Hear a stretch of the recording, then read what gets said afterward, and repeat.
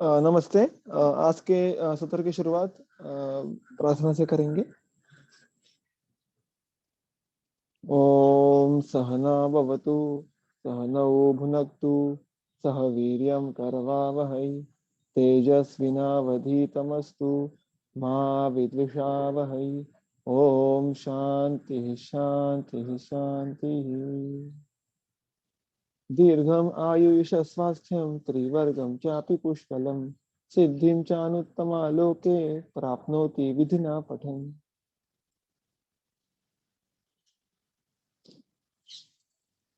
तो हमने इससे पहले देखा था कि कैसे जो जांगम, औद्भिद और पार्थिव या भौम द्रव्य, इनका एक विभाजन चरक संहिता के पहले अध्याय में हमें देखने के लिए मिलता है, और उनके कुछ उपलक्षण, और उसके बाद मुख्यत्वे औद्भिद द्रव्यों का विस्तार, ये हमने देखा था कि कैसे औद्भिद द्रव्य फिर वनस्पति, वानस्पत्य, औषधि, विरूढ़, इस प्रकार से उनके उपभेद किए जाते हैं। और फिर कुछ गिने चुने जो द्रव्य का समूह है, फिर उसमें फलिनी, मूलिनी, स्नेह, लवण, मूत्र, क्षीर, शोधन वृक्ष, इनका समावेश होता है कि जो डायरेक्टली इनडायरेक्टली द्रव्य प्रभाव इस प्रिंसिपल को दर्शाते हैं। वो हमें वह दर्शाते हैं किस प्रकार से एक ही ओरिजिन के या एक ही गुण के द्रव्यों का अलग अलग कर्म हो सकता है, और कैसे द्रव्यों के गुण, रस, वीर्य, विपाक और उनके आधारभूत कर्म ये द्रव्य प्रभाव के द्वारा अलग अलग देखने के लिए मिलते हैं। तो उसी थॉट प्रोसेस पे हमने पिछले सत्र में लवण तक देखा था, जो सूत्र है पहले अध्याय में। अब हम आज इस सत्र में मूत्र के बारे में देखेंगे, और क्षीर यानी दुग्ध, इसके बारे में जो सूत्र है उनकी शुरुआत करेंगे। देखो, चरक सूत्र स्थान पहला अध्याय, सूत्र क्रमांक 92। ऊर्ध्वम मूत्राणि अष्टम निबोध में, मुख्यानि यानि दिष्टानि सर्वाण्यत्रैव शासने, अविमूत्रमजामूत्रम गोमूत्रम माहि संचयत्, हस्तिमूत्रम अथोष्ट्रस्य हयस्य च खरस्य च। यहाँ तक उन्होंने उसका एक प्रस्तावना की है कि कौन कौन से मूत्र के बारे में वो आगे बात करने वाले हैं। ऊर्ध्वम, ऊर्ध्वम इसके लिटरल मीनिंग क्या होता है? तो उसका लिटरल जो मीनिंग है वो है ऊपर या अप। लेकिन इस प्रकार की रचना में जब एक सूत्र के बाद कोई दूसरा सूत्र कहना होता है तो वहां पे भी उसका उपयोग करते हैं। जैसे हम कहते हैं कि भक्तोर्ध्व यानी खाने के बाद, तो किसी के बाद या आफ्टर, ये भी उसका एक अर्थ होता है। और इसलिए लवण, जो लवण के बारे में जो इसके पहले का सूत्र देखा था, उसके बाद ऊर्ध्वम यानी लवण के बाद अब मूत्राणि अष्टौ, 8 मूत्र निबोध में, मुझसे समझ कर लो। निबोध ये आज्ञार्थ ऐसा एक क्रियापद का रूप है। तो आप अभी मुझसे मूत्र जो 8 प्रकार के हैं उनको समझ के लेना, इस प्रकार से विधान ये ग्रंथकार कर रहे हैं। वो कौन से हैं 8 प्रकार के मूत्र? मुख्यानि यानी दिष्टानि, कि जो मुख्य है, प्रमुख है। प्रमुख किस कॉन्टेक्स्ट में? तो व्यवहार में जब हमें शम चिकित्सा करनी होती है या पथ्य होता है, उसमें भिन्न भिन्न व्याधियों में प्रायिक उपयोगित्व के, यानी जो सबसे ज्यादा, सबसे ऑफन उपयोग में लाए जाते हैं, उनको मुख्य कहेंगे। क्योंकि हमारा आयुर्वेद का प्रयोजन क्या है? धातु साम्य। तो उसके लिए जिन मूत्रों का प्रयोग ज्यादातर किया जाता है, उन मूत्रों के बारे में यानी दिष्टानि, जिनका उपदेश किया गया है किसके द्वारा? सर्वाणी, वो सारे जो आत्रेय शासन है, यानी आत्रेय शासन में, शासन मतलब क्या कि शस्त्र, जो आत्रेय यानी पुनरसु आत्रेय द्वारा जो हमारे आगे रखा गया है, वो 8 मूत्र मैं आपको अभी कहने वाला हूं। ऐसा हमें कहते हैं अग्निवेश। तो गुरु के वचन के द्वारा वो ये निश्चित करते हैं कि प्रायिक उपयोगित्व से ये 8 ही मूत्र ये मुख्य है, प्रमुख है, और उनका वर्णन अभी आगे जाके हम करने वाले हैं। वो कौन से 8 मूत्र हैं? अविमूत्र, अवि मतलब शीप, अजामूत्र, अजा यानी गोट, गोमूत्र, माही संचयत और माहिषका भी क्या मूत्र, हस्तिमूत्र, अथ उष्ट्रस्य, उष्ट्रस्य, हयस्य च, खरस्य च, ये तीनों शब्द षष्ठी विभक्ति के हैं। यानी ऊंट का, हय का, हय यानी घोड़ा, और खर का, खर यानी गधा, ये डोंकी। तो इस प्रकार से 8 मूत्रों का वर्णन अभी वो करने वाले हैं। अब इसके बाद मूत्र के सबसे पहले तो सामान्य गुण उनका वर्णन किया है। उष्णम तीक्ष्णम अथो रूक्षम कटुकम लवणान्वितम मूत्रम उत्सादने युक्तम युक्तम आलेपनेषु च युक्तम आस्थापने मूत्रम युक्तम चापि विरेचने स्वेदेष्वपि च तद्युक्तम अनाहेष्वगदेषु च। देखो पहले इन दो सूत्रों के बारे में देखेंगे। सबसे पहली पंक्ति में जो मूत्र के गुण और रस इनका वर्णन है, उष्णम तीक्ष्णम अथ अरूक्ष। वहां पे बीच में जो आपको इंग्लिश का एस, इस आद्याक्षर का जो रूप दिख रहा है उसको अवग्रह कहते हैं।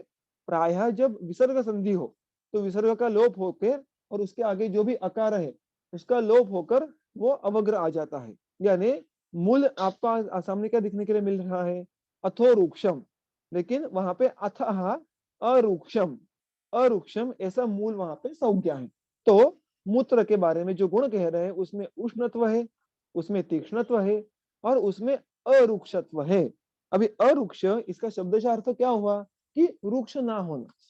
तो रुक्ष ना होना, इससे एक बात सिद्ध होती है कि मूत्र रुक्ष गुण का तो नहीं है, लेकिन टीकाकार क्या कहते हैं, इसका अर्थ है कि वो स्निग्ध है। फिर उन्होंने डायरेक्टली क्यों नहीं कहा कि स्निग्ध है। तो व्यवहार में सब ग्रंथ में सब बहुत बार देखने के लिए मिलता है कि जब कोई भी द्रव्य एक किसी भी एक्सट्रीम गुण का ना हो, फॉर एग्जाम्पल यहीं पे मूत्र ये अति स्निग्ध या अच्छा खासा स्निग्ध नहीं है, लेकिन वो रुक्ष भी नहीं है, वो स्निग्ध की तरफ थोड़ा सा झुकता है, हम उसको ईश स्निग्ध या अल्प स्निग्ध कहते हैं। तो वो दर्शाने का एक जरिया या तरीका होता है कि जब किसी के द्रव्य के बारे में कोई चर्चा करनी हो तो वो आइदर जो विंशति गुण है उसके एक कॉलम में बैठने वाला है। हमें पता है कि विंशति गुण इनके 10 जोड़ियां हैं जो एक दूसरे के विपरीत है। जब हम एक बार ऐसे कह देते हैं कि ये रूक्ष नहीं है तो इसका अर्थ होता है कि वो स्निग्धत्व की तरफ झुकेगा, और वो स्निग्धत्व ये ज्यादा नहीं है, प्रमाण में कम है, इसलिए उसका उल्लेख अलग से स्निग्ध इस तरह से नहीं किया होगा। सो इसलिए यहाँ पे उष्ण तीक्ष्ण और अरूक्ष यानी रूक्ष नहीं है, इसका अर्थ हमें लेना है कि इसका अर्थ वो कुछ प्रमाण में स्निग्ध है। इस प्रकार की रचना यहाँ पे की गई है। रस में क्या कहा है देखो, कटुकम लवणान्वितम, कटुकम और लवणान्वितम, अन्वित अनु और उसका अर्थ होता है कि पीछे पीछे।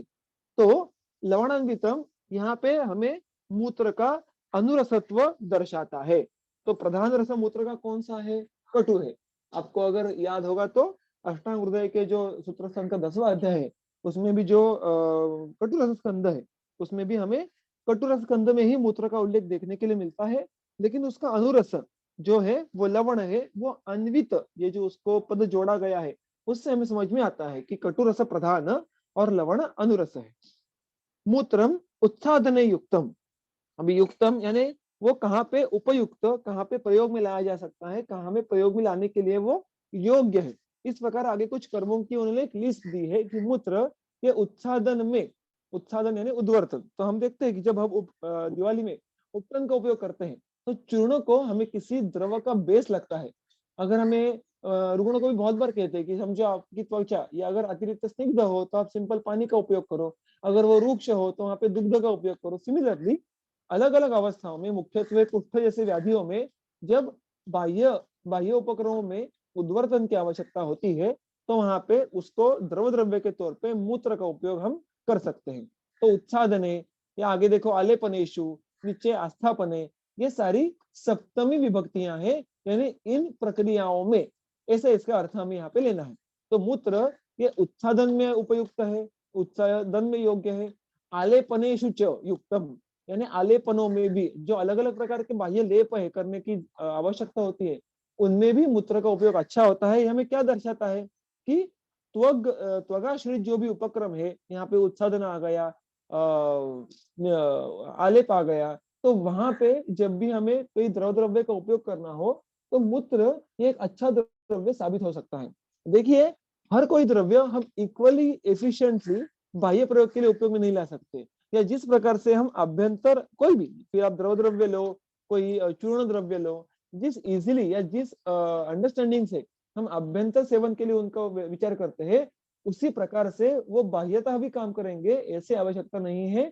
लेप के तौर पे कौन द्रव्य ज्यादा एफिशिएंटली काम करेंगे ये थोड़ा अलग हो सकता है, और इसीलिए आप देखोगे कुछ विशिष्ट द्रव्य ये लेप में बार बार रिपीट होते हैं और कुछ विशिष्ट द्रव्य ये प्रिडोमिनेटली अभ्यंतर चिकित्सा में आते हैं। ऐसा बिल्कुल जिस चिकित्सा अध्याय में लेपों का ज्यादा वर्णन है, या आप चरक सूत्र स्थान 3रा अध्याय देखो आरोग्यवधीय, यहाँ पे भी आपको वो बात समझ में आ जाएगी कि उदाहरणार्थ उन्होंने धूपन द्रव्य हो या बाह्य लेप हो, मनश्चिला, हरताल, इनका प्रभुत्व उल्लेख आता है, लेकिन इनका अभ्यंतर सेवन के लिए उतना वर्णन ये हमें बृहत्त्रयी में देखने के लिए नहीं मिलता है। तो इस प्रकार से आप डिवीजन कर सकते हैं, जो आपका एक द्रव्य के तौर पे द्रव्य के तरफ अंडरस्टैंडिंग बढ़ाएगा। वैसे आप अगर वही आप अध्याय देखोगे, चरक सूत्र तीसरा अध्याय, वहां पे भी बहुत सारे लेपों में आपको ये देखने के लिए मिलेगा कि द्रव्य द्रव्य के तौर पे मूत्र का उल्लेख किया है। तो विविध लेपों में भी इसका उपयोग किया जा सकता है। युक्तम आस्थापने, हमें ऐसा निर्देश देखने के लिए मिलता है ग्रंथ में कि जब भी कफ प्राधान्य हो तो प्रक्षेप के तौर पे मूत्र का उपयोग करना है। और एरंड मूलादि निरूह में तो उस पाठ में ही मूत्र का उल्लेख मिल जाता है। ऐसे अलग अलग जगहों पे मूत्र का उल्लेख हमें देखने के लिए मिलता है आस्थापनो बस्ती में। युक्तम चापी विरेचने, दुग्धं च मूत्रं च विरेचनानि। तो मूत्र ये पित्त और कफ इसको अधोमार्ग से बाहर निकालने की भी क्षमता रखता है। ऐसा हमें आगे अगर चिकित्सा स्थान में देखो तो अलग अलग जगहों पे उनका योग सामने आ जाता है। तो इसलिए युक्तम चापी विरेचने, यानी विरेचन के लिए भी उसका उपयोग हम कर सकते हैं। तो देखो, शोधनों में निरूह और विरेचन, इन दोनों में आप उसका युक्तिपूर्वक उपयोग कर सकते हैं। स्वेदेशु अपि च तद्युक्तम, अलग अलग स्वेद प्रकारों में भी आप उसका उपयोग कर सकते हैं।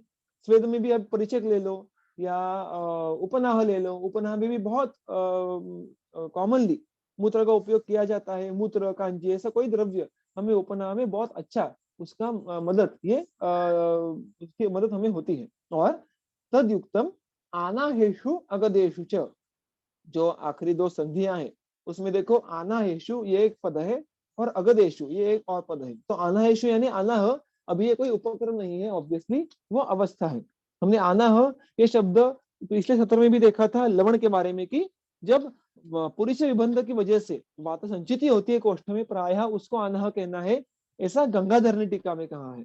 तो वही यहाँ पे भी हम उसका अर्थ लेंगे। तो ये एक व्याधि की या शरीर में धातु वैषम्य की अवस्था है अनाह, वहां पे मूत्र उपयुक्त साबित होता है। और अगदेषु च, अगदों में मतलब अगद किसको कहते हैं कि प्रायः जो विष ये हेतु के समय शरीर पे विषग्न कर्म करके दोषों का साम्य प्रस्थापित करने की क्षमता रखते हैं, ऐसे योगों को हम अगद कहते हैं। ऐसे अगदों के निर्माण में भी मूत्र का उपयोग किया जाता है। अगर आपको पता है इन जनरल, आप जो अगर संजीवनी बेटी ले लो, जो बुरा तरीके नहीं है लेकिन बात की है, जिसकी फलश्रुति में सर्पविष ऐसा स्पष्ट उल्लेख मिलता है। या आप अलग अलग आगे के योग ले लो, वाग्भट में ले लो, सुश्रुत में ले लो, जो विष का विस्तार से वहां पे वर्णन आया है, वहां पे विषग्न चिकित्सा का वर्णन आया है, वहां पे बिल्वादी गुली का, या ऐसे अलग अलग योग है। आपको वहां पे बार बार मूत्र ये उसमें भावना द्रव्य या अनुपान द्रव्य इस भूमिका में देखने के लिए मिलेगा। तो इसलिए उसका अगद में उपयोग ये भी एक बहुत महत्वपूर्ण एस्पेक्ट है। ठीक है, मूविंग अहेड। उदरेष्वथ चार्षु गुल्मी कुष्ठी किलासिषु तद्युक्तम उपनाहेषु परिषेके तथैव च। देखो, उदरेषु अथ, उदर में भी, उदरों में भी, अभी उदरेषु ये तो सप्तमी का बहुवचन हुआ, तो उदरों के अलग अलग प्रकार में मूत्र का उपयोग होता है। अगर आप फिर एक बार उदर चिकित्सा कभी ऐसे ही कैजुअल देखो तो उसमें आपको उष्ट्रमूत्र, गौमूत्र, इनके अलग अलग अवस्थाएं देखने के लिए मिलती है। तो उदर में हमें जो उदर में संचित दोष संघात है उसको बाहर निकालना होता है प्रायः विरेचन, इस शोधनोपक्रम से। उसमें हमें मूत्र की उपयुक्तता बहुत अच्छी सी साबित होती है। मूत्र ये द्रव्य ये किसी अन्य शमन द्रव्य के जितना भी एफिशिएंटली विरेचन करवा सकता है अगर उसका उपयोग अच्छे से करे तो। हम बहुत बार प्रायः इसका उपयोग गोमूत्र हरित की जैसे अन्य द्रव्यों के साथ संयुक्त करके किए जाता है, और उसमें भी हमें उसके फल ये अच्छे प्राप्त होते हैं। अर्शसु, अर्श में भी देखेंगे तो मुख्यतः जब बद्धविट और शुष्कार्श हो, देखो अर्श के नैदानिक अगर आप उसका अंडरस्टैंडिंग थोड़ा सा आपका हो तो आपको ये याद आ जाएगा कि अर्श में स्रावी अर्श और शुष्क अर्श ऐसे दो भेद देखने के लिए मिलते हैं। शुष्क अर्श जो है वो प्रायः वात कफ प्रधान होते हैं, और उनमें फिर दो भेद किए जाते हैं, बद्धविट और सृष्टविट। बद्धविट मतलब जिनको मल एक गाढ़, अति संवत और कभी कभी तो कठिन हो जाता है, और कुछ लोगों को, कुछ रुग्णों को मल ये सृष्ट होता है, शिथिल होता है। तो ऐसे शुष्क अर्श के रुग्णों में जहाँ पे मल ये कठिन है, अति सममत है, वहां पे मूत्र का उपयोग विशेषतः बहुत अच्छे तरीके से देखने के लिए मिलता है। अब चिकित्सा में जाके भी इस अवस्था में मूत्र का उल्लेख ढूंढ सकते हैं। गुल्मी, कुष्ठी, किला, शिशु, ये अलग अलग व्याधियों का हमें उन्हें फिर एक बार वर्णन किया है। गुल्म, कुष्ठ और किलास, किलास ये श्वेत्र का एक पर्याय है, इनमें भी आप मूत्र का उपयोग कर सकते हैं। अब इन सारे व्याधियों के बारे में यहाँ पे विस्तार से कहना ये समय की पाबंदी की वजह से संभव नहीं है, लेकिन आप हर एक व्याधि में मूत्र की अवस्था बिल्कुल पा सकते हैं। उसके लिए आपको सिर्फ चिकित्सा स्थान को थोड़ा अच्छे से पढ़ना होगा, अंडरस्टैंड कि हाउ मूत्र फिट्स इनटू दिस व्याधि। ओके, तदयुक्तम उपनाहेशु, और अन्य उपक्रमों का उपयोग करें कि प्रायः जो उपरोक्त व्याधि है, हमने अभी देखे उदर हो गए या हमने अर्श देखा, उनमें वो किस प्रकार से उपयोग में ला सकते हैं आप, और ना ही सिर्फ आभ्यंतर लेकिन बाह्यतः भी उपनाहेशु परिचेकेच, मतलब इन जनरल। लेकिन यहाँ पे जो उन्होंने क्रम दिया है सूत्रों का, उस क्रम को ध्यान में रखकर मुख्यत्वे उदर, अर्श, इस प्रकार की व्याधियों में आप मूत्र का उपनाह और परिचय के तौर पे भी उपयोग कर सकते हैं। तो उपनाह हमें पता है कि उपनाह ये अग्नि और निरग्नि दोनों प्रकार के स्वेदों का हम वहां पे विधान कर सकते हैं। अगर हमें द्रव्यों का उष्ण करके उपयोग किया और उसको बांधा तो वो अग्नि उपनाह हो गया, साग्नि उपनाह हो गया, और निरग्नि उपनाह यानी सिर्फ उनको बंधन करना है, गाढ़ लेप करने हैं, वहां पे अग्नि का उपयोग नहीं किया जाता है। और परिचेक, अगेन परिचेक में भी बहुत जगह पे आप गौमूत्र का उल्लेख पाएंगे। ये सारी अलग अलग अवस्थाओं में एक बात बहुत कॉमनली देखने के लिए मिलती है चिकित्सा स्थान में कि जहाँ पे कफ प्राधान्य है या कफ का बल ज्यादा है, वहां पे प्रायः मूत्र का ज्यादातर उपयोग किया जाता है। ये बात यहाँ पे सिर्फ आप ध्यान में रखिएगा, ठीक है। दीपनीयम विषग्नंच कृमिघ्नंच उपदिश्यते पांडुरोगोपसृष्टानाम उत्तमम चर्मचोच्यते। दीपनीय ये उसका कर्म है, विषग्न अभी इसके पहले अगदेशु ऐसा उपयोग, ऐसा ऑलरेडी वर्णन आया था, तो फिर एक बार विषग्न इस कर्म का उल्लेख करने की क्या आवश्यकता है। तो विषग्न यानी वो एकल प्रयोग में से भी विषग्न कर्म कर सकता है, उसको हमेशा किसी अगत के साथ ही जोड़ने की आवश्यकता है, ऐसा नहीं है, ऐसा यहाँ पे टीकाकार कहते हैं। तो इंडिविजुअली या सिंगल उसका अगर हम एप्लीकेशन करें, एकल उपयोग करें, तो भी वो विषग्न प्रभाव दर्शाता है। ये बात यहाँ पे ग्रंथकारों ने हमारे सामने रखी है। कृमिघ्न, और वो कृमिघ्न भी है, इस प्रकार उपदिश्यते उपदेश किया जा रहा है। पांडुरोगोपसृष्टानाम उत्तमम चर्मचोच्यते, ये एक बहुत ही महत्वपूर्ण यहाँ पे इनपुट हमें ग्रंथकार पहले अध्याय में देते हैं। क्या कहते हैं, पांडुरोग उपसृष्टानाम, उपसृष्टानाम ये षष्ठी बहुवचन का रूप हो गया। तो पांडुरोग से उपसृष्टो व्यक्तियों के लिए या व्यक्तियों में, ऐसा हम उसका भाषांतर करेंगे तो उसका थोड़ा रूप ये बदल जाता है। तो पांडुरोग से उपसृष्ट यानी युक्त या पीड़ित लोग, तो पांडुरोग से युक्त या पीड़ित लोगों के लिए क्या, उत्तमम शर्म, उत्तमम यानी सबसे श्रेष्ठ, सबसे अच्छा ऐसा शर्म है मूत्र। शर्म इस शब्द का अर्थ होता है सुखप्रद या सुखदायक, सुख देने वाला। तो ये जो मूत्र है सामान्यतः वो पांडुरोग से पीड़ित लोगों के लिए एक श्रेष्ठ, इस प्रकार का सुख देने वाला, सुखदायक कहा गया है, उच्चते। ये बहुत ही एक अलग एस्पेक्ट पर आए। हम जब पांडु चिकित्सा करते हैं तो हम मूत्र के बारे में इतना सोचते नहीं है, लेकिन अब आगे जाके देखो तो मूत्र का उल्लेख अलग अलग योगों में, उदाहरणार्थ मंडूर वटक होगा, उसमें हम उसका संस्कार वशात उपयोग किया हुआ स्पष्ट रूप से देखने के लिए मिलता है। तो अवस्था वशात पांडुरोग में अगर हम इसका उपयोग करें तो पांडु के रुग्ण को उसको सुख देने के लिए, अभी सुख प्राप्ति कैसे होगी, हमारे अधिकरण में सुख प्राप्ति ये धातु साम्य से मिलती है। तो पांडुरोग में धातु साम्य और मुख्यत्वे दोष शमन के लिए इसका उपयोग हम कर सकते हैं। पांडु में देखो कि पित्त प्राधान्य होता है प्रायः सामान्य संप्राप्ति में, और गोमूत्र का पित्त में क्या कार्य है, सॉरी मूत्र के बारे में, गोमूत्र इस शब्दों को दूर रखिए, यहाँ पे हम सामान्य मूत्र के बारे में देख रहे हैं। अभी तुम्हें वैसा उल्लेख करता हूँ, मूत्र का पित्त में क्या कार्य है, ये अगर हम समझ के ले तो ये बात हमें स्पष्ट हो जाएगी। अन्यथा मूत्र ये पित्त का प्रकोप करता है, इतनी ही जानकारी हमारे पास होती है, लेकिन उसके बारे में एक और जो एक स्पेसिफिक इनपुट है वो हमें आगे के सूत्र में मिलता है। वो क्या है, देखो, श्लेष्माणम शमयत पीतम मारुतम चानुलोमयत कर्षत पित्तम अधोभागम। हर एक दोष पे मूत्र की क्या क्रिया होती है, ये बहुत ही सीधी बात यहाँ पे ग्रंथकार कहते हैं। श्लेष्माणम शमयेत पीतम, पीतम यानी पीने के बाद। तो यहाँ पे ये बात स्पष्ट की है कि ये सारे जो दोषों पे कर्म है वो पान के बाद है। मैंने अभी अभी कहा था कि कोई भी द्रव्य ये अभ्यंतर सेवन से काम कैसे करेगा और उसका बाह्य प्रयोग से काम कैसे होगा, इसमें कुछ बदलाव देखने के लिए मिल सकता है, क्योंकि विपाक का कर्म ऑब्वियसली ये बाह्यता नहीं होता है, वीर्य का तारतम्य कितना है वो अलग अलग होता है। तो उस प्रकार से हमें देखने के लिए मिलता है। इसीलिए यहाँ पे उन्होंने स्पेसिफाई किया है कि ये जो दोषों पे कर्म है वो मूत्र को पीने के बाद के हैं। तो मूत्र का अगर अभ्यंतर सेवन करे तो दोषों पे क्या कर्म देखने के लिए मिलते हैं? श्लेष्माणम शमयेत, कफों को शमन करेगा। मारुतम अनुलोमयेत, वात का अनुलोमन करेगा। और पित्त का कर्म है वो बहुत ही इंटरेस्टिंग है। जो पित्त पे कर्म है वो पित्तम अधोभागम कर्षेत। कर्ष इसका शब्दशः अर्थ है खींचना, उसको टू ड्रैग, जैसे हम हल चलाते हैं इसलिए उसको कृषि कहते हैं।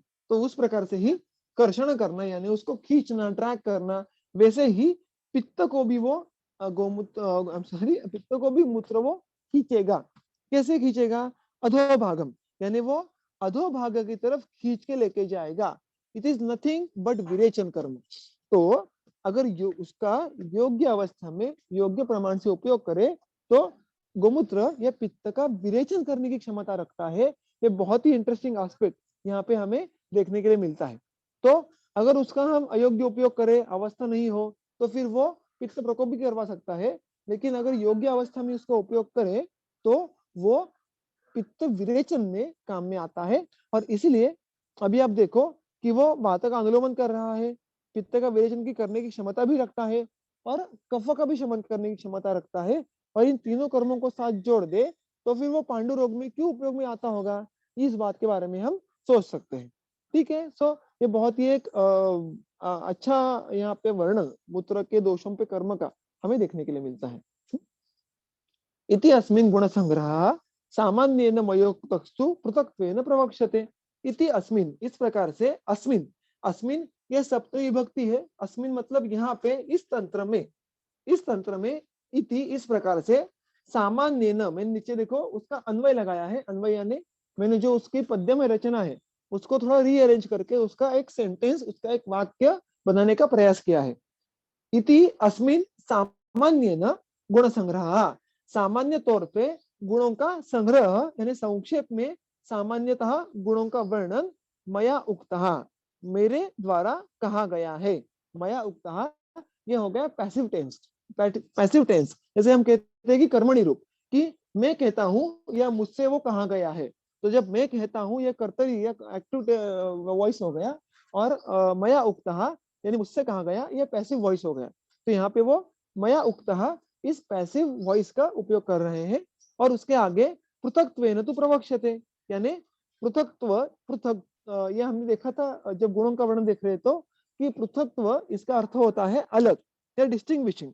पृथक्त्वेन तु प्रवक्ष्यते, प्रवक्ष्यते ये जो क्रियापद का रूप है वो भविष्य कालवाचक है।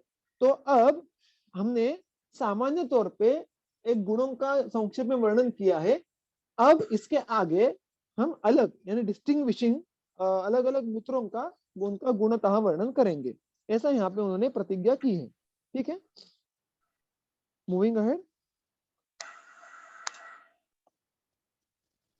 चरक सूत्र में अभी जो पहला अध्याय है उसमें ही अभी सूत्र क्रमांक 100, यहाँ से मूत्र के जो 8 प्रकार उन्होंने कहे हैं उसके 1 या 2 पंक्ति में उन्होंने विशेष गुणों का उल्लेख किया है।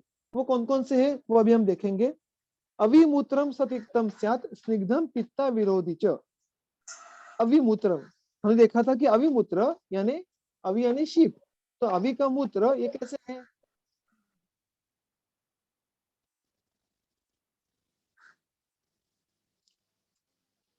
अवि का मूत्र ये कैसे है? सतिक्तम स्यात्, वो सतिक्त है। स ये जब उपसर्ग लगता है तो इसका अर्थ होता है कि साथ में, लेकिन साथ में इसका अर्थ ऐसे भी लेना है कि यहाँ पे वो सेकेंडरी है, it is an number 2 aspect. तो वो सतिक्त यहाँ पे वो थोड़ा सा दिखता है, ईशत दिखता है। क्यों? क्योंकि ये सारे विशिष्ट गुण है।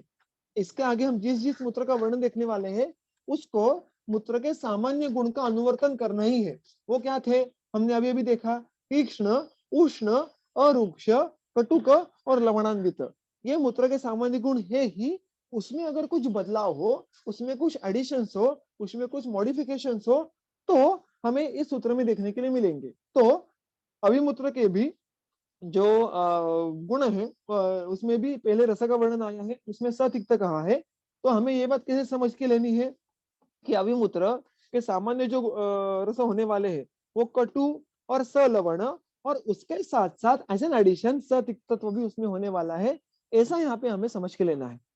स्निग्धम पित्त अविरोधी च, अभी यहाँ पे फिर स्निग्ध ऐसा उन्होंने स्पेसिफिकली हाईलाइट किया है। इसका अर्थ है कि मूत्र के सामान्य गुणों में जो अरुक्ष कहा था, उसके आगे जाके अभिमूत्र ये प्रॉपरली स्निग्ध है, ईश स्निग्ध नहीं। तो इस प्रकार से ग्रंथकारों की वर्णन की शैली होती है कि सामान्य गुणों से कुछ जो अलग हो उसका वर्णन वो करेंगे, जो अनुक्त हो वो हमें अनुवर्तन करना है। पित्त अविरोधी च, ये भी एक बहुत इंटरेस्टिंग टर्म है, हमें ऐसा बहुत बार आगे वर्णन देखने के लिए मिलता है कि किसी दोष का नाम आता है और उससे अविरोधी, अविरोधी यानी विरोध न करने वाला, यानी विरोध, विरोध का अर्थ यहाँ पे सिर्फ विपरीत ऐसा नहीं होता है, साम्यावस्था को विरोध न करने वाला। साम्यावस्था को विरोध मतलब ना कि वो पित्त को ह्रास करता है और ना कि वो पित्त की वृद्धि करेगा, वो पित्त को जिस अवस्था में है उस अवस्था में बनाए रखेगा, तो इसलिए उसको कहते हैं अविरोधी। तो पित्त अविरोधी यानी पित्त की साम्यावस्था को बनाए रखने वाला, पित्त का ना तो बढ़ाता है ना तो कम करता है। So again this goes a different aspect than पित्तम अधोकर्षित, तो उसका उल्लेख यहाँ पे उन्होंने अलग किया है। तो इस प्रकार से उन्होंने इसे पहले ही कहा था कि वो पृथक्त्वेन, विशिष्ट प्रकार से, by telling us the distinguishing factor of each मूत्र, हमें अलग अलग मूत्रों का कर्म कह रहे हैं। ठीक है, ये हो गया अभिमूत्र के बारे में। फिर अजामूत्र, आजम, आजम मतलब अजा का क्या, मूत्र ऑब्वियसली कैसा होता है, कषाय मधुरम। देखो यहाँ पे फिर हमें वही बात करनी है, कटु प्रधान रस, कटु रस प्रधान है, उसके लवण अनुरस होने वाला है, उसके साथ साथ कषाय मधुर, इन रसों का भी वहां पे समावेश हम आजमूत्र में करना यहाँ पे अपेक्षित है। तो कुल मिलाकर 4 रस ये हमें आजमूत्र में देखने के लिए मिलेंगे। पथ्यम, पथ्यम, पथ्य का अर्थ क्या है, पथ्यम पथनोपेतम यत, ऐसा हमें चरक में ही देखने के लिए मिलता है, या उसकी निरुक्ति देखे तो पथाय हितम, माने पथ के लिए उपयुक्त, पथ यानी स्रोतस, तो स्रोतसों के लिए उपयुक्त यानी स्रोतसों के लिए अनुगुण, स्रोतसों में जो भी प्रवाह चालू होता है उसको बनाए रखने के लिए उपयुक्त होने वाला ऐसा पथ्य, ऐसा आजामूत्र को कहा गया है। दोषान निहंति च, देखो अभी दोषान ये द्वितीय बहुवचन हुआ, देवान द्वितीया, तो दोषान यानी दोषों का या दोषों को, तो दोषों को ये बहुवचन हो गया, यानी यहाँ पे तीनों दोष आ गए, ना सिर्फ वातेन ना सिर्फ पित्त, तो वात पित्त कफ तीनों का निहंती, निहंती मतलब उसको नष्ट करना, नाश करना। तो अजामूत्र का दोष तो क्या कहा है इन्होंने, वो त्रिदोष शमन करता है, ऐसा बहुत ही सुस्पष्ट तरीके से यहाँ पे उन्होंने उल्लेख किया है। तो ये हो गए अजामूत्र के गुण। गोमूत्र के गुण देखो, गव्यम यानी गाय के मूत्र के बारे में, समधुरम, कटु सलवण, इसके साथ साथ समधुर यानी किंचित मधुरत्व भी गोमूत्र में देखने के लिए मिलता है। किंचित दोषघ्नम कृमि कुष्ठनुत, अब यहाँ पे देखो उन्होंने क्या कहा है कि किंचित, इसका जो ये जो विशेषण है वो कहाँ पे लगाना है, वो दोनों शब्दों के बीच में आया है, समधुर और दोषघ्न। तो टीकाकार कहते हैं कि किंचित इस शब्द का अनुवर्तन आप समधुर को करो, तो उसमें माधुर्य बहुत ही कम रहता है, यो फिर एक बार किंचित इस विशेषण से दर्शाते हैं। दोषघ्न इस परिभाषा का यहाँ पे अभी कोई बहुवचन वगैरह है नहीं क्योंकि समास है, तो दोषों को नाश करने वाला, इस शब्द का अर्थ भी टीकाकार कहते हैं कि गोमूत्र भी अजामूत्र के जैसे ही त्रिदोषघ्न होता है, यह अर्थ हमें दोषघ्न इस शब्द से लेना है। कृमि कुष्ठनुत, वो नुत यानी नाश करने वाला या मारने वाला, तो कृमियों को और कुष्ठ को दोनों को नष्ट करने की क्षमता गोमूत्र रखता है। कंडुम च शमयेत पीतम, ये बहुत ही इंटरेस्टिंग है देखो, और इसका उपयोग भी व्यवहार में बहुत किया जा सकता है, वैद्य लोग करते भी है कि पान करने के बाद वो मुख्यत्वे कंडू का शमन करता है। अभी कंडू ये कोई स्वतंत्र व्याधि तो है नहीं, उसमें लक्षण विशेष है, तो कंडू लक्षण उत्पन्न होने के लिए कफ की जो भी अवस्था शरीर में होना आवश्यक है, कफ जिस भी दृश्य में होगा वहां पे जाकर उस कफ का शमन करने की क्षमता, विशिष्ट क्षमता, ये गोमूत्र रखता है। तो सारे मूत्र प्रायः कफग्न है ही, लेकिन कफ का जो वैशिष्ट्यपूर्ण विकृत कर्म है कंदु नाम का, वो कम करने की वैशिष्ट्यपूर्ण क्षमता गोमूत्र रखता है। ये बात यहाँ पे उन्होंने हमें दर्शाई है। कंडुम च शमयेत पीतम सम्यक, सम्यक शमयेत, तो सम्यक यानी योग्य प्रकार से उस कंडू का शमन करता है। ये बात यहाँ पे उन्होंने दर्शाई है। और दोषोदरे हितम, हितम यानी हितकारक है। इसमें दोषोदरे, तो दोष से उत्पन्न होने वाले जो भी उदर के प्रकार है, यानी वातज, पित्तज, कफज, इन प्रकार के उदरों में गोमूत्र का मुख्य उपयोग करना है, ऐसा यहाँ पे उन्होंने हमें वर्णित करके वर्णित किया है। तो इस प्रकार जो वर्णन है वो गोमूत्र का है। फिर आगे है माहिष्य मूत्र का वर्णन। अर्श शोफोदर घ्नम तु सक्षारम माहिषम सरम। अर्श, शोफ और उदर, इन व्याधियों का नाश करने वाले, देखो अभी जब भी ऐसा अर्शोघ्न, शोफघ्न आता है, तो इसका अर्थ ऐसा बिल्कुल नहीं लेना है कि वो एक द्रव्य सारे प्रकार के शोफ किसी भी अवस्था में हो उसका नाश कर देगा। अगर विशिष्ट अवस्था में हमने उस मूत्र का उपयोग किया तो वो उस अवस्था में उस व्याधि का जो भी बल है उसको कम कर देगा। ऐसी हमें भूमिका इस प्रकार के फलश्रुति के समय रखनी है। तो अर्श, शोफ और उदर, इन व्याधियों का नाश करने वाला, ऐसा यहाँ पे इसका शब्दशः अर्थ हुआ। और सक्षारम यानी कटु सलवण, इसके साथ सक्षारत्व भी माहिष मूत्र में देखने के लिए मिलता है। और सरम, तो पित्तम अधोकर्षित, ये एक सामान्य जो गुण है, वो तो सामान्य जो कर्म है वो तो हमने मूत्र का देखा था, लेकिन जब माहिष मूत्र में वो फिर एक बार सर इसका विधान करते हैं, तो इसका अर्थ है कि पित्त को मुख्यत्वे अधोगति से लेके जाने की क्षमता माहिष मूत्र में ज्यादा है अन्य मूत्रों से, और इसलिए सर गुण का अलग से वहां पे वर्णन ग्रंथ ने किया है।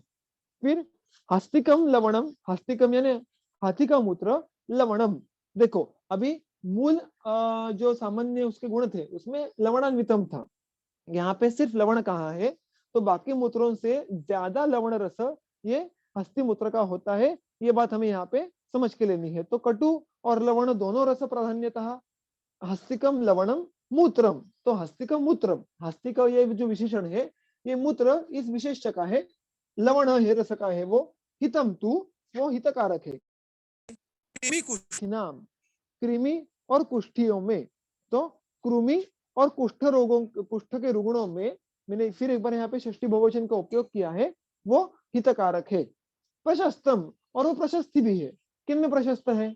बद्ध विणमूत्र विष श्लेष्मा मय अर्शसाम, यानी बद्ध विणमूत्र इस अवस्था में, क्योंकि सरगुण का है, तो सरगुण का सॉरी लवण रस का है, और लवण रस ये किसी भी विबंध को दूर करने के लिए बहुत ही अच्छा काम में आता है। इसलिए जब भी पूरी और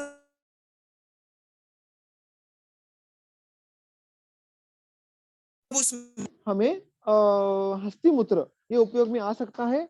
विष, विषघ्न कर्म सामान्य मूत्र का है ही, लेकिन हस्ती मूत्र का ये प्रकर्ष से कर्म देखने के लिए मिलता है। तो विषघ्न ये भी उसमें एक महत्वपूर्ण कर्म यहाँ पे देखने के लिए मिलता है। और श्लेष्मामय, जो कोई भी प्रायः कफज व्याधि हो, और अर्श, इन सारे अवस्थाओं में हस्ती मूत्र ये प्रशस्त कहा गया है। ठीक है, आगे है औष्ट्र मूत्र। औष्ट्र यानी ऊंट यानी कैमल का जो मूत्र होगा उसका वर्णन है। सतिक्तम, तिक्त अनुरस है। श्वासकासघ्नम अर्शोघ्नम च औष्ट्रम उच्यते, श्वासघ्न, कासघ्न और अर्शोघ्न, इन तीनों व्याधियों को नष्ट करने वाला ऐसा वो उष्ट्र का मूत्र ये कहा गया है। फिर घोड़ा, वाजी यानी घोड़ा, वाजी गंधा, ये अश्वगंधा का पर्याय नाम है, और इसलिए वाजी का अर्थ होता है घोड़ा।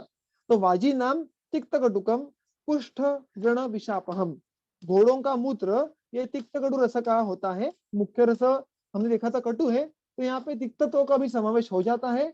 कुष्ठ, व्रण और विष, इनको दूर करने वाला। अब देखो, अगर आप रिपीटेडली देखो अलग अलग मूत्रों की फलश्रुतियां, तो आपको कुछ व्याधियों का जो उल्लेख है वो बार बार देखने के लिए मिलेगा। फिर उसमें कुष्ठ हो, विष हो या अर्श हो, तो ऐसे अगर आप देखो और इसमें से जो भी कॉमन कॉमन व्याधियां आई है उसको अलग करो, यू विल फाइंड कि कुछ विशिष्ट व्याधियां हैं जिसमें मूत्र का उल्लेख बारंबार देखने के लिए मिलेगा, क्योंकि उसमें मूत्र यह द्रव्यतः अधिक यौगिक है। अगर आप ऐसी व्याधियां समझ के लो और उन व्याधियों का उपयोग करते समय मूत्र की अवस्था ढूंढ लो और तब मूत्र का उपयोग करो, तो यश मिलने की संभावना बहुत बढ़ जाती है। तो ज्वर से लेके योनि आपद तक सारे व्याधियों में हर जगह पे मूत्र का कुछ अवस्था ढूंढने की कोशिश करनी है क्या? ऑब्वियसली वो हम तो अध्ययन जरूर करेंगे, लेकिन ऐसे भी कुछ व्याधि होते हैं जिनकी संप्राप्तियां खास मूत्र के लिए उनको संप्राप्ति भंग करना ये आसान होता है। तो ऐसे व्याधियों का बार बार उल्लेख आपको इन गए साधारण सूत्रों में देखने के लिए मिलने वाला है, आपने देखा है। तो उनको अलग करके उनको मूलतः पढ़ने की और उनमें मूत्र की अवस्था ढूंढने का प्रयास कीजिएगा, ठीक है। और अंत में जो है वो गधे का मूत्र, खर मूत्रम, खर यानी गधा, अपस्मार उन्माद ग्रह विनाशनम। आप बहुत बार देखेंगे कि जब भी कोई विकृति हो, मनोविकृति संबंध जो भी फलश्रुति होती है, तब उसमें ये लोग साथ में आ जाते हैं। कौन? उन्माद, अपस्मार और ग्रह। तो इनमें जब भी शरीर में जो संज्ञावत स्रोत है, जो हृदय है, इसमें जब भी दोषों का आवरण हो, तो या प्रभाव से वो ये कर्म कर सकते हैं। और इसीलिए खर मूत्र यानी स्पेशली गधे के मूत्र का ग्रहग्न या प्रभाव यहाँ पे ध्यान में रखना आवश्यक है। उन्मान अपस्मार में तो वैसे भी दोषों पे कार्य करके ही ये मूत्र आदि को ठीक करने वाला है, लेकिन ग्रहग्न कर्म ये प्रभाव से होता है। ये सिर्फ रसोई विपाक, ये सिर्फ आप अगर उसको रसोई विपाक में डालने की कोशिश करो तो असंभव है।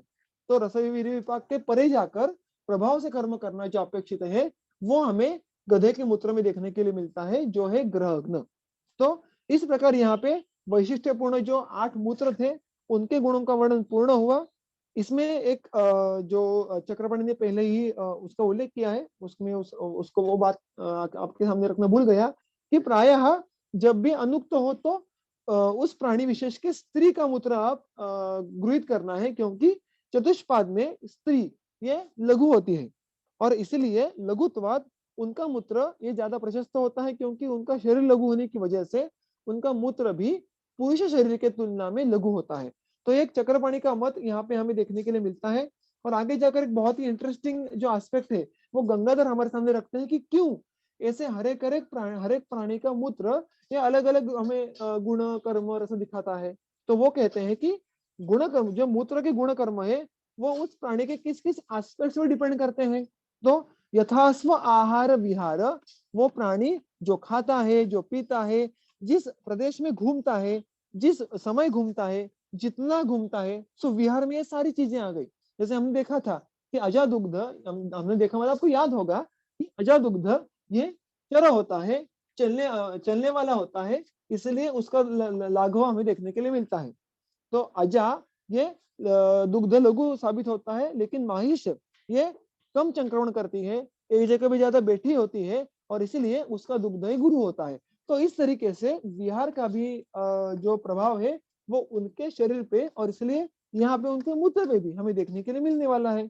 और उसके साथ साथ कोष्ठ अग्नि आशय महिमना, उस प्राणी का प्रायः जो कोष्ठ है, जो अग्नि का बल है और जो आशय है, उनके प्रभाव के महिमा के द्वारा भी उनके मूत्र के गुण में अलग अलग बदलाव ये हमें देखने के लिए मिलते हैं। तो अब देखते हैं कि हर एक प्राणी की एक बेसिक पचाने की क्षमता होती है।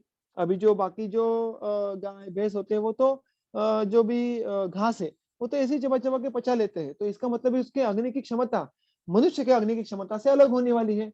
हर एक के मल प्रवर्तन में जो उसकी मात्रा है, मल का जो संवर्धन है वो अलग अलग होता है। तो कोष्ठ का भी एक बेसिक स्ट्रक्चर या बेसिक फंक्शनलिटी हर एक प्राणी में अलग अलग होने वाली है। तो ये सारी चीजें उस मूत्र के गुण कर्म को निश्चित करने के लिए सहभाग लेती है, योगदान देती है। और इसीलिए ये सिर्फ मूत्र के बारे में ही सत्य नहीं है, किसी भी प्राणी का कोई भी अंग अगर उपयोग में लेने वाले होंगे तो आपको इसमें से अनेक फैक्टर्स के बारे में सोचना होगा। और एक बहुत ही इंटरेस्टिंग यहाँ पे इनपुट ये क्यों मिलता है, क्योंकि ऐसे अगर कल जाके किसी अनुक्त प्राणी के मूत्र का भी अगर अध्ययन करने का हमें प्रयास करना है तो हम इस फैक्टर्स के द्वारा कुछ तर्क लगाने का प्रयास बिल्कुल कर सकते हैं। और इसलिए एक बहुत ही इंपॉर्टेंट इनपुट गंगाधर का हमें इस मूत्र के टीका में मिलता है। और इसीलिए यहाँ पे और इस प्रकार से यहाँ पे इस मूत्र के विषय का समापन करते हैं ग्रंथकार। इति होक्तानि मूत्राणि यथा सामर्थ्य योग्यता योगतः इति इह उक्तानि, ऐसा पहले 3 शब्दों का संधि किया गया है। इति मतलब इस प्रकार से, जो कि उपसंहारवाचक, यानी it is the closure of the topic, ऐसा कहा जाता है। यह यह यानी यहाँ पे, हियर, उक्तानी, कहे गए हैं, भूतकालवाचक रूप है। इस प्रकार यहाँ पे कहे गए हैं, क्या कहे गए हैं? मूत्राणी, बहुवचन है मूत्र, तो मूत्राणी अलग अलग मूत्र कहे गए हैं, यथा सामर्थ्य योगतः। तो सामर्थ्य यानी उसके दो अलग अलग अर्थ, ये दो अलग अलग टीकाकार रखते हैं हमारे सामने। चक्रपाणी जी कहते हैं कि यथा सामर्थ्य योगतः, यानी जो अलग अलग मूत्रों का सामर्थ्य है, मूत्रों का जो अलग अलग कर्म करने का बल है, उसके आधार पर हमने आपके सामने उनके 8 प्रकार रखे। गंगाधर कहते हैं कि अग्निवेश जी ऐसा कह रहे हैं कि उन्होंने जो उनका सामर्थ्य है, यानी in their capacity they have to, हम कहते हैं ना कि मेरे सामर्थ्य में इतना है या मेरे कैपेसिटी में इतना है तो मैं इतना करूंगा, वैसे ही कहने की बात अग्निवेश के द्वारा यहाँ पे है। ऐसा गंगाधर का कहना है कि यथा सामर्थ्य योगतः, यानी जितना मुझे समर्थ है, जितना मुझे संभव है, इतना मैंने यहाँ पे आपके सामने रखा है। ऐसे दो अलग अलग अर्थों का जो एंगल है वो टीकाकारों ने हमारे सामने यहाँ पे रखा है। तो यहाँ पे इस प्रकार से मूत्र इस विषय में के बारे में जो भी पहले अध्याय में वर्णन था ये संपूर्ण होता है। क्षीर का कुछ भाग में शुरू करने वाला था, लेकिन बहुत ही कम समय बचा है, तो उसको at a stretch as a single topic हम अगले सत्र में शुरू करेंगे और उसको पूर्ण करेंगे। अगर किसी को आज के सत्र में कोई शंका हो तो आप अभी पूछ सकते हैं।